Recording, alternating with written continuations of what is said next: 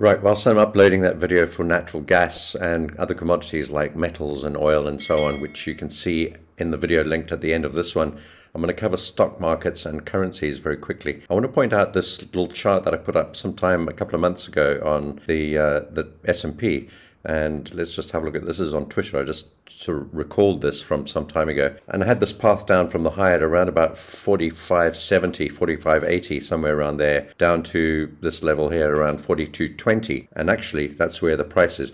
Now, these predictions don't come off so beautifully and so perfectly every time, but that's almost precisely the path that we've followed. And now we're at this crunch point. We've got this long-term monthly trend line and the support level, very, very key support level going back here. We saw a little bit of a bounce on stocks on Friday, so let's go and have a look at the charts. We saw that as the dollar index was just coming in, dollar just dropping off a bit, and the 10-year note just dropping down slightly, down below 4.6%. So let's go and have a look at the charts, and I don't want to make this video as long as the previous one, which is busy uploading. And I've got all the stock charts up on here, and we've got NASDAQ and S&P, the top two ones over here, and then AMD, Tesla, Apple, and Nvidia. These are some of the main tech stocks that are trading at the moment, but there are also others like Google and Microsoft, which I don't have on here. But you can see all of these charts bounced up on Friday off those very key levels. I'm going to focus in on just the NASDAQ and the S&P very quickly. And I think these main tech stocks will follow suit. These are the ones that people frequently trade. They'll follow the indices, or rather the indices will follow them, probably being led by companies like Apple, Tesla,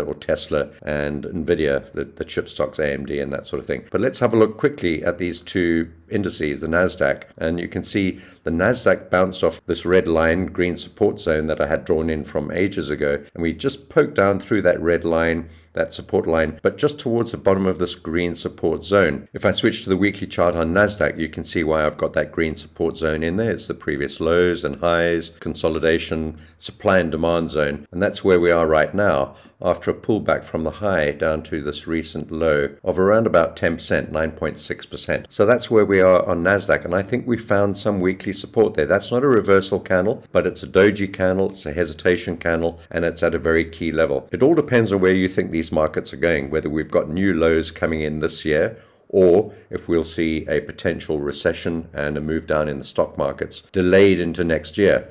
And that's quite possible. That's my view. And I think we might get new highs on NASDAQ and S&P this year as we move into this fourth quarter before we begin to move lower next year sometime. Perhaps when the Fed starts pivoting and reducing interest rates, that's normally when the markets fall off. It doesn't look like the Fed's going to pivot anytime soon. They may stop increasing interest rates, stop the hikes, but they're probably likely to hold the rates where they are currently for some time to come, perhaps towards the end of next year. And I think it's only when we start to see things break and the economy start to move lower significantly as we potentially head towards a recession that the Fed will start, and the other central banks around the world will start to reduce rates. And that's normally when the stock market comes in. So my thesis is that we could see newer highs this year, and then at some stage next year, significant correction in the market. So that means we could be going up. Now, I could be completely wrong, and there are people on both sides of this argument, people calling for a significant move down this year, and others saying that we're probably going to go higher.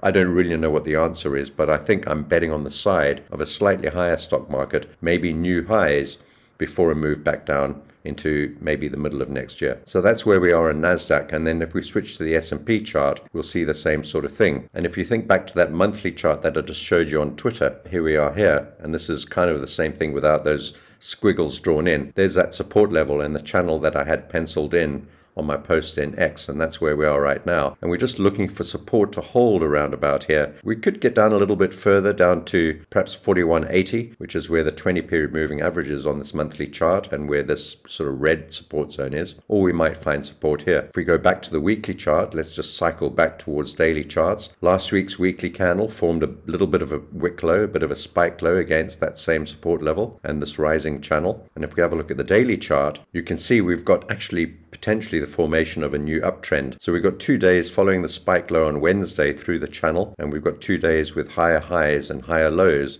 compared to Wednesday's low. So just the beginning of a formation of an uptrend on the daily chart, and it all depends on whether we can hold these very key supports. That's all I really want to say on stocks. My bet is for the upside, but I could be wrong.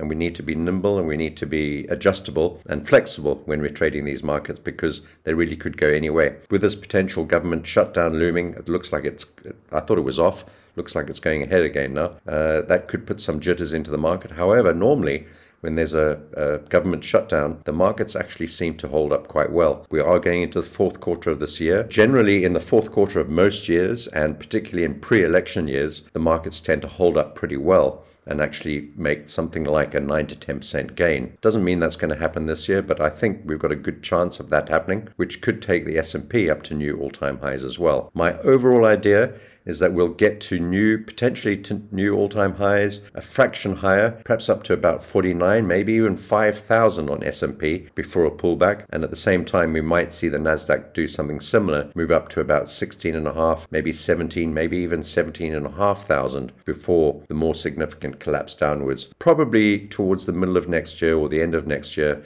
when the Fed starts to reduce interest rates. And that's normally when you see the markets come in. So that's all I want to say on stocks, really. Just looking for opportunities to buy. We are long on S&P already, and we'll have to see how next week progresses.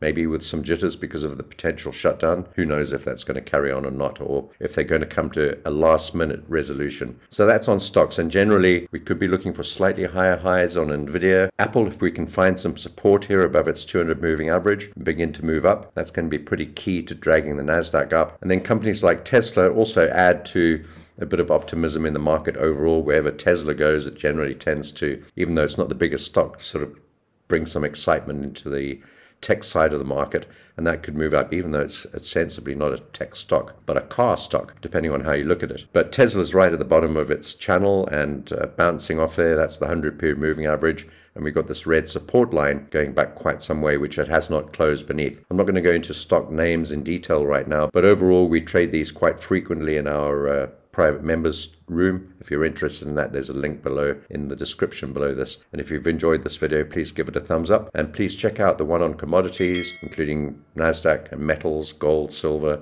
uranium, all that sort of thing. I'll put a link to that video at the end of this one. Have a great day.